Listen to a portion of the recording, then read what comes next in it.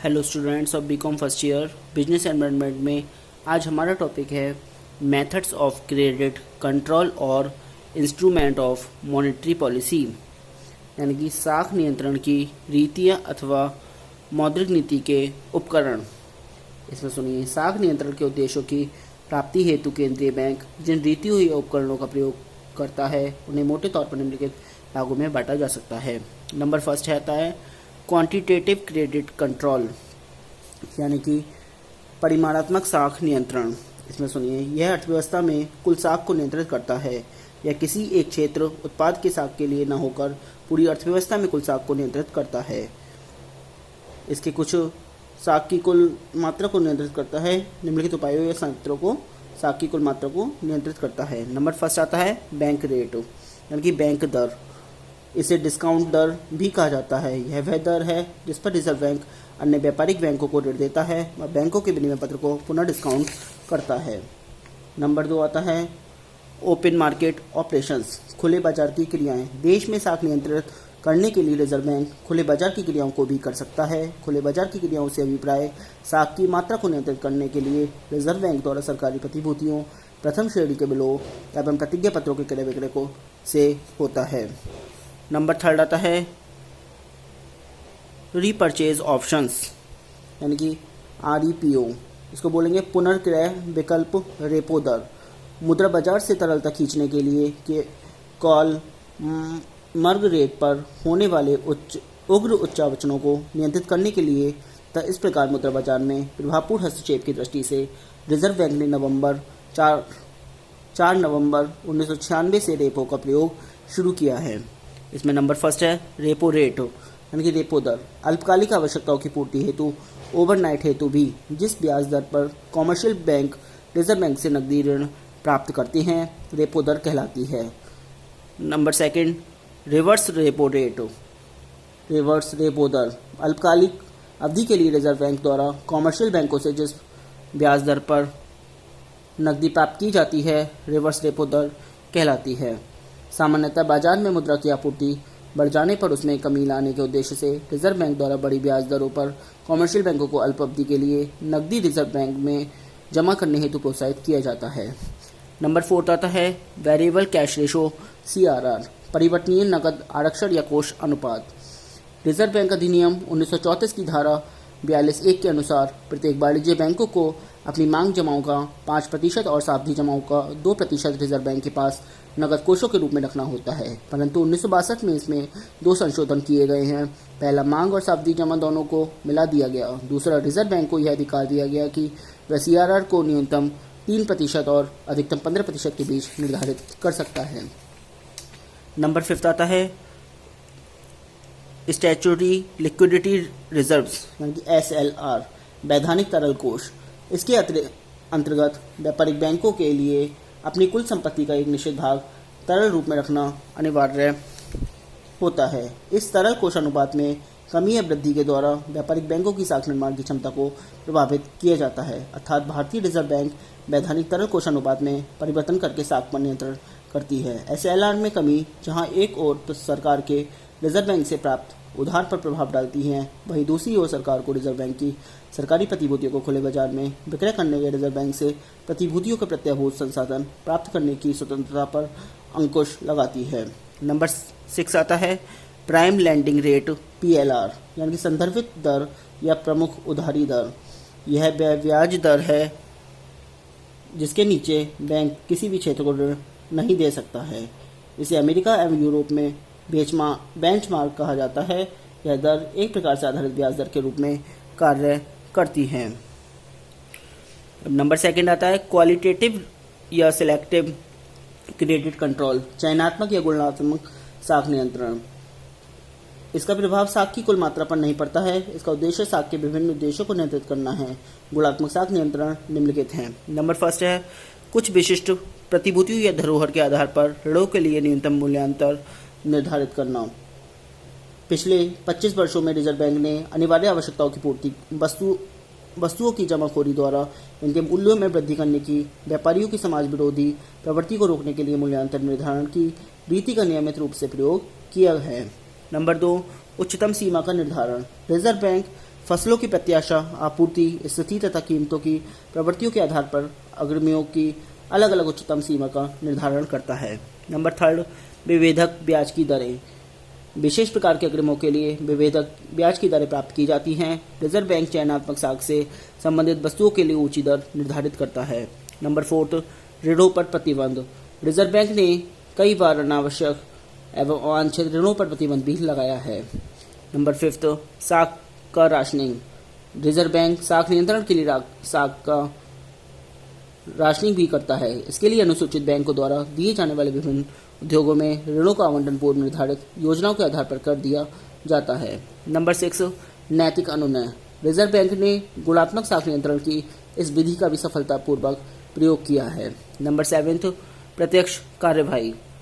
Banking company act 1949 भारतीय reserve bank को यह शक्ति प्रदान करता है कि वह सामान्य तौर से बैंकों का या किसी एक विशेष को किसी विशेष लेनदेन या लेनदेनों की श्रेणियों में प्रवेश करने से चेतावनी दे या रोके। निष्कर्ष इसका कंक्लूजन उपयुक्त विवेचन से स्पष्ट है कि भारत में रिजर्व बैंक की मौद्रिक नीति को साख के नियंत्रणात्मक विस्तार की नीति कहा जाता है। नेक्स्ट टॉपिक आता है हमारा फिस्कल पॉलिसी, राजकोषीय नीति। इसके बारे में सुनिए। राजकोषीय नीति से आशय सरकार की करारोपण नीति, सार्वजनिक व्यय, सार्वजनिक ऋण से लगाया जाता है। इस नीति से सरकार यह निश्चित करती है कि किन किन वस्तुओं पर कितनी दर से कर लगाया जाए, करों से प्राप्त राशि को किन किन मदों पर कितना कितना व्यय किया जाए, यदि आय की तुलना में व्यय अधिक हो तो उसकी पूर्ति सार्वजनिक ऋण या ऋणार्थ प्रबंधन से किस नीति को अपनाकर पूरा किया जाए आदि। इसकी कुछ परिभाषाएं हैं, सुनिए। नंबर 1 है J.L. हैंसन के अनुसार राजकोषीय नीति से तात्पर्य बजट के माध्यम से करारोपण को मौद्रिक नीति के सहायक के रूप में प्रयुक्त करना है। नंबर 2 आता है ब्राइट तथा निकलसन के अनुसार राजकोषीय नीति सरकारी व्यय तथा करों के प्रबंध और सार्वजनिक कर्जों को ऐसे ढंग से संचालन करने में संबंध रखती है जिससे कि कुछ निश्चित उद्देश्य पूरे हो जाएं। उपरोक्त परिभाषाओं के विवेचन से स्पष्ट है कि राजकोषीय नीति एक ऐसी नीति है जिसकी सहायता से अर्थव्यवस्था में आय, उत्पादन, रोजगार तथा स्थायित्व को प्राप्त किया जाता है। अब आते हैं ऑब्जेक्टिव्स ऑफ फिस्कल पॉलिसी, राजकोषीय नीति के उद्देश्य। किसी भी देश का आर्थिक विकास उस देश की राजकोषीय नीति के उद्देश्य को निर्धारित करता है। इस नीति के मुख्य उद्देश्य निम्नलिखित हैं। नंबर 1 है रोजगार के अवसर बढ़ाना। विकासशील अर्थव्यवस्था में राजकोषीय नीति का एक महत्वपूर्ण उद्देश्य रोजगार के अवसर बढ़ाना तथा बेकारी व अर्धबेकारी को कम करना है। नंबर 2 आर्थिक विकास। राजकोषीय नीति का दूसरा महत्वपूर्ण उद्देश्य देश के तीव्र औद्योगिक विकास में योगदान करना है। नंबर 3 आय प्राप्त करना। राजकोषीय नीति के माध्यम से सरकार आय प्राप्त करती है जिनका वह अपने दायित्वों के निर्वाह कल्याणकारी कार्यों में करती है। नंबर 4 मुद्रा प्रसार पर नियंत्रण। राजकोषीय नीति का उद्देश्य देश में मुद्रा प्रसार की स्थिति को नियंत्रित करना है। राजकोषीय नीति के द्वारा बचत को प्रोत्साहित किया जाता है जिससे बाजार में मुद्रा कम हो जाती है और मुद्रा प्रसार कम हो जाता है। नंबर 5 है मूल्य स्थायित्व। मूल्यों में उतार चढ़ाव का समाज के विभिन्न अंगों पर प्रभाव पड़ता है। मूल्यों में वृद्धि से जहां जनमानस प्रभावित होता है वहां अनुचित लाभ कमाने के अवसर बढ़ जाते हैं। नेक्स्ट आता है हमारा इंडस्ट्रियल पॉलिसी यानी कि औद्योगिक नीति। इसके बारे में सुनिए। किसी भी राष्ट्र का सुदृढ़ आर्थिक विकास उस राष्ट्र के अर्थतंत्र के विभिन्न अंगों के सुनियोजित एवं संतुलित विकास पर निर्भर करता है। किसी राष्ट्र के उचित तीव्र औद्योगिक विकास के लिए सुनिश्चित, सुनियोजित एवं प्रेरणादायक औद्योगिक नीति की आवश्यकता होती है। भारत जैसे विकासशील देशों में जहां योजनाओं के आधार पर देश का विकास हो रहा है वहां इस नीति का महत्व और भी बढ़ जाता है। अब आता है ऑब्जेक्टिव्स ऑफ इंडस्ट्रियल पॉलिसी 1991 यानी कि औद्योगिक नीति 1991 के उद्देश्य। औद्योगिक नीति 1991 की घोषणा के प्रमुख उद्देश्य अग्रलिखित हैं। नंबर 1 है आत्मनिर्भरता। राष्ट्र के संतुलित और तीव्र विकास के लिए यह आवश्यक है कि हम आत्मनिर्भरता के लक्ष्य को प्राप्त करने के लिए प्रयत्नशील रहें। इसके साथ ही इस बात पर भी बल दिया जाए कि हम अपनी विदेशी मुद्रा के अर्जन द्वारा ही आयतों का भुगतान करने की क्षमता का निर्माण कर सके। नंबर 2 सुदृढ़ नीति संरचना। सरकार औद्योगिक विकास के लिए सुदृढ़ नीतियों के समूह को अपनाए जिससे उद्यमिता का विकास हो सके। नंबर 3, लघु उद्योगों का विकास। भारत का मोक्ष लघु उद्योगों के विकास में निहित है। इसे चरितार्थ करने के लिए सरकार लघु उद्योगों के विकास के लिए सदैव प्रयत्नशील रहती है, जिससे यह क्षेत्र अधिक कुशलता और निरंतर तकनीकी सुधार के वातावरण में विकसित होता रहे। नंबर 4, विदेशी विनियोग एवं सहकार्य। विश्व स्तर की तकनीक प्राप्त करने, निर्यातों में वृद्धि करने तथा उत्पादन आधार को विस्तृत करने के लिए विदेशी विनियोग और तकनीकी सहकार्य का स्वागत किया जाएगा। नंबर 5, एक अधिकार की समाप्ति। सुरक्षात्मक एवं सैन्य मामलों को छोड़कर निर्माण के किसी भी क्षेत्र में एक अधिकार स्थिति को समाप्त करने का प्रयास किया जाएगा। नंबर 6, सार्वजनिक क्षेत्र की उचित भूमिका। इस नीति के द्वारा सरकार इस महत्वपूर्ण उद्देश्य को प्राप्त करने का प्रयास करेगी कि सार्वजनिक क्षेत्र देश के सामाजिक आर्थिक क्षेत्र को विकसित करने में अपनी उचित भूमिका का निर्वाह करे। नंबर 7, श्रमिकों के हितों का संरक्षण। सरकार श्रमिकों के हितों की पूर्ण रक्षा करेगी और उन्हें तकनीकी परिवर्तनों के परिणामों का सामना करने योग्य बनाने के लिए गहन प्रशिक्षण कार्यक्रम तथा दक्षता विकास और सुधार कार्यक्रमों का संचालन किया जाएगा। नेक्स्ट आता है इंडस्ट्रियल लाइसेंसिंग पॉलिसी, औद्योगिक लाइसेंसिंग नीति। इसके बारे में सुनिए।